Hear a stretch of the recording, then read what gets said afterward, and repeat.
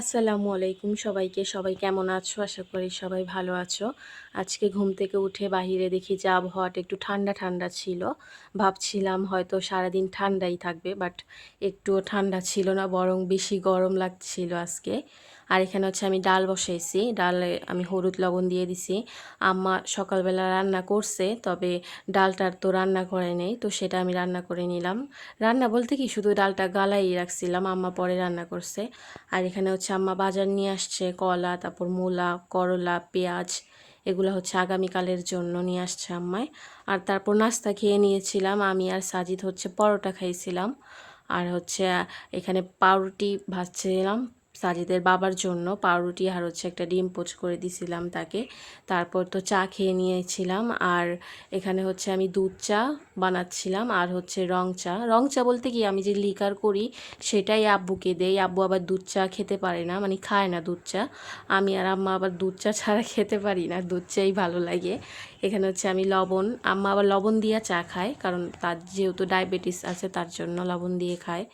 তো আমি তো গত ভিডিওতে দেখাইছিলাম আমি কিছু জিনিস নিয়েছিলাম নতুন নতুন। তো নতুন নতুন জিনিস দিয়ে না কাজ করতেও ভালো লাগে, মানে আনন্দ কাজ করে মনের ভিতর। জানি না আপনাদের সাথে হয় কি না, কিন্তু আবার ভালো লাগে এরকম নতুন নতুন জিনিস দিয়ে কাজ করতে।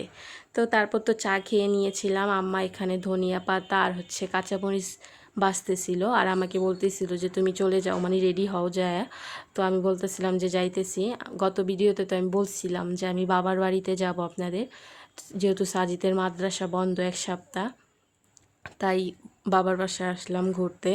1 সপ্তাহ পর আবার চলে যাব, আবার সেই ডিউটিতে চলে যেতে হবে। আসার পর মা এখানে শরবত দিছিল ট্যাঙ্গুলায়, তো আমি খাবো না, তারপর একটু দিছে আমাকে, আমি খাইতেছিলাম। তারপর মা বলতেছিল তাহলে মুড়ি মাখি গরুর মাংস ঝোল দিয়া। তো মা এখানে মুড়ি মাখছিল গরুর মাংস ঝোল, গরুর মাংস দিয়া। তো আমি মুড়ি খাইতেছিলাম, সাজিদকে বলতেছিলাম খাইতে। সাজিদ বলে এগুলো সে খায় না। তাকে অনেকবার সাদা হইছে, সে খাবে না, বলতেছিল আমি এগুলা খাই না। তারপর এখানে হচ্ছে মা দুপুরের জন্য খাবার বাড়তেছিল। মা গতকাল রাত্রে ফোন দিয়ে বলতেছিল যে কি রান্না করব, পোলাও নাকি ভাত। তো আমি বললাম ভাতই রান্না করো, কারণ চাচুদের বাসায় তো পোলাও খাইছি, আর এত গরম ছিল যে কি বলবো।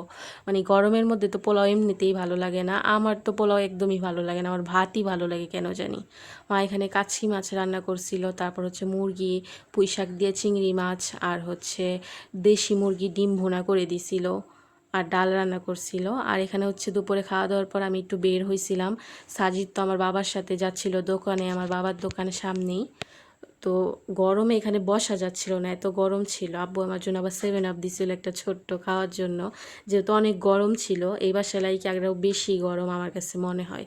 আর এগুলো হচ্ছে পেয়ারা, আমাদের গাছের পেয়ারা। মা পায়রা দিল আমাকে এই দুইটা, বলতেছিল পেয়ারা চাবা।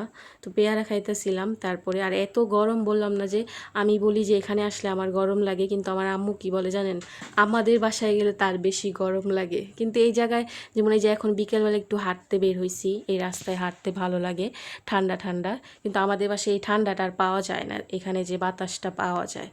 তো আজকের মতো এই পর্যন্তই, কথা হবে অন্য কোনো ভিডিওতে। আশা করি আমার ভিডিওটা আপনাদের ভালো লাগছে। ভালো লাগলে অবশ্যই আমার চ্যানেলটা সাবস্ক্রাইব করে রাখবেন। আল্লাহ হাফেজ সবাইকে। আসসালামু আলাইকুম।